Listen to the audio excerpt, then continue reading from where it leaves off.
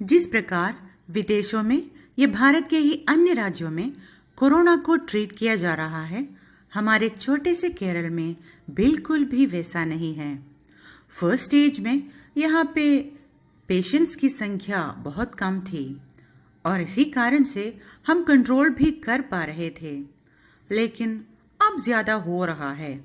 हमारे ही बाहर गए हुए लोग जो अन्य जगहों में यानी कि दूसरे देशों में या हमारे भारत में ही अन्य राज्यों में काम करने के लिए गए थे, वे लोग वहाँ के बुरे कंडीशन से बचकर वापस अपने ही राज्य में आना चाह रहे हैं, तो संख्या में वृद्धि हो ही रही है। नेचुरल है और हमने ये प्रतीक्षा भी की थी। विदेशों में जिनके दोस्त हैं, उन लोगों से पूछने पर हमें पता चलेगा कि ये बीमारी आने पर तुरंत ही टेस्ट करने की कोई सुविधा नहीं है, और जब हम बिल्कुल सह नहीं पाते या सांस लेने में भी तकलीफ बढ़ जाए तभी अस्पताल पहुंचने के लिए बताया जाता है वहां पे। तब तक हमें घर में ही रहकर चिकित्सा लेना पड़ता है। लेकिन यहाँ केरल में ऐसा नहीं है। थोड़े से ही सिम्टम्स हो, डाउट होने पर भी सरकार ही हमारे लिए टेस्ट करते हैं और एश्योर करते हैं कि हमें बीमारी है कि नहीं, और जब है तो अस्पताल में ही यानी कि सरकार के अस्पताल में ही चिकित्सा दिया जाता है। चिकित्सा के पीरियड में कई बार टेस्ट करनी पड़ती है। जब तक टेस्ट रिजल्ट नेगेटिव होती है तब तक टेस्ट करते रहते हैं और तभी घर जाने की अनुमति भी मिल जाते हैं। हर चीज़ वहाँ पे मुफ्त है और कहीं भी इस प्रकार से नहीं है। केरल में अभी निजी अस्पतालों में यानी कि प्राइवेट हॉस्पिटल्स में कोरोना ट्रीटमेंट ही नहीं है।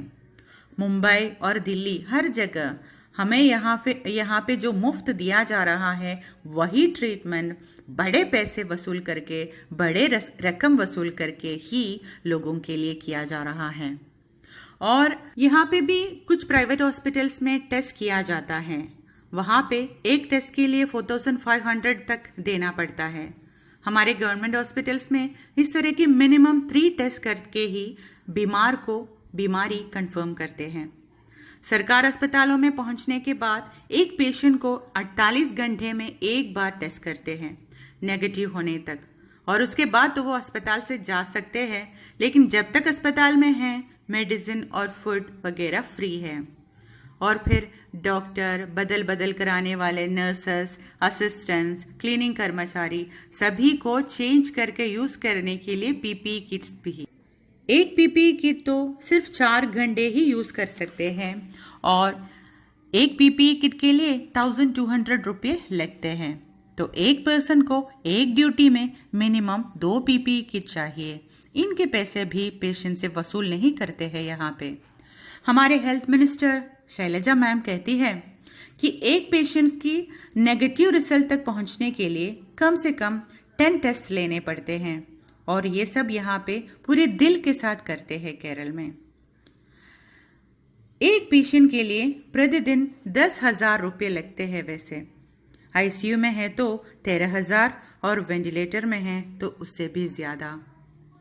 और यहाँ पे हम रोगियों की संख्या और अस्पताल में जितने दिन रहते हैं उसकी संख्या को देखकर हम अंदाज़ा लगा सकते हैं कि कितने खर्च हुए।